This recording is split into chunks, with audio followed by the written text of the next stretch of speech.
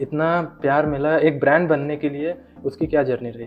पहलवान मट्ठा ब्रांड जो है, चूँकि मेरे बाबा ने उसकी शुरुआत की और उसके बाद उस विरासत को मेरे फादर ने संभाला और मेरे पिताजी के साथ साथ मैं भी उस स्टॉल को लगाते हुए मेरा एकेडमिक्स कंप्लीट हुआ।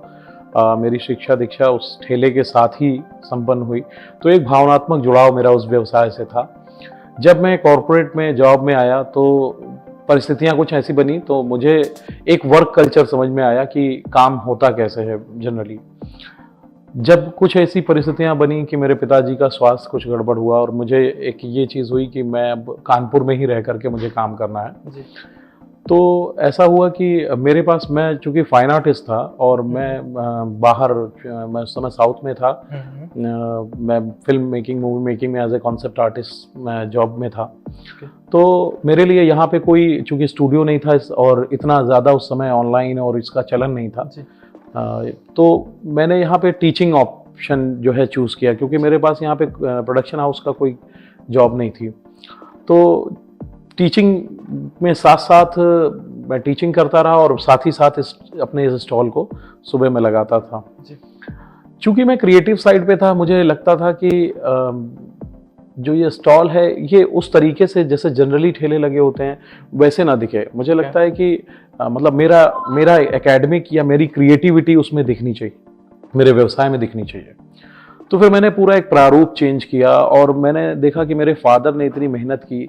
तो एकेडमिक बैकग्राउंड जब मेरा चूँकि उसी ठेले को लगाने के साथ साथ कंप्लीट हुआ और फिर मुझे ये लगा कि जो मेरा स्टॉल है वो थोड़ा सा क्रिएटिव दिखना चाहिए। मतलब आम तौर पे जो स्टॉल ठेले दिखते हैं वो वैसा ना दिखे, थोड़ा हाइजीनिक दिखे। तो फिर मैंने उसके लिए प्लान किया, मैंने अपना कार्ड पूरा डिज़ाइन किया। अच्छा, हम लोगों के साथ चूँकि एक बजट इशू था, हमें मेरे फादर, हम लोग चूँकि बहुत पूंजीपति वर्ग से नहीं आते हैं, तो हमें अपने वो खर्च भी दिन जो हमारे रोज़ के खर्चे थे, जो हमारी प्लानिंग थी, उसके साथ-साथ हमें अपने ब्रांड वैल्यू को भी बढ़ाना था। तो ब्रांडिंग करने के लिए हमें स्पेशली एक फ़ंड की ज़रूरत थी, तो बहुत लिमिटेड फ़ंड हुआ करते थे। तो फिर हमने अपना कार्ड, चूँकि मैं खुद आर्टिस्ट हूँ, मैंने अपना कार्ड उसको पूरा डिज़ाइन किया और डिज़ाइन करने के बाद वो लोगों ने महसूस किया कि ये कुछ यूनिक है स्टॉल। हम छोटी-छोटी स्ट्रैटेजी लेकर के आते थे, चूँकि मैं फाइन आर्ट बैकग्राउंड से था। मैंने अपनी ब्रांडिंग ऐसे शुरू की, मैंने छोटे कैनवासेस में लेकर के आया अपने स्टॉल पे और जो पेरेंट्स आते थे, मैंने बच्चों के फिंगरप्रिंट्स और बच्चों के हैंडप्रिंट्स से कुछ डिज़ाइन बनवाए।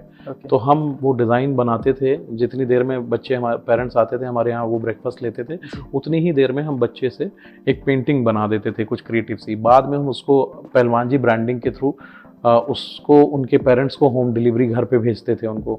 तो चूँकि वो एक इमोशनल अटैचमेंट होता था, क्योंकि उनके बच्चे का क्रिएशन होता था, तो पेरेंट्स उसको अपने ड्राइंग रूम में लगाते थे। और जनरली चूँकि उसमें नीचे मेरी ब्रांडिंग होती थी, तो लोग पूछते थे यार ये क्या है, तो वो बताते थे कि यार वो एक ऐसा ठेले पे वहाँ पे सर हैं, एक ऐसा ऐसा करते हैं और उनका ब्रेकफास्ट क्या अमेजिंग ब्रेकफास्ट है। तो this is the basically type of how to do less fund marketing, cost efficient marketing. Cost efficient marketing.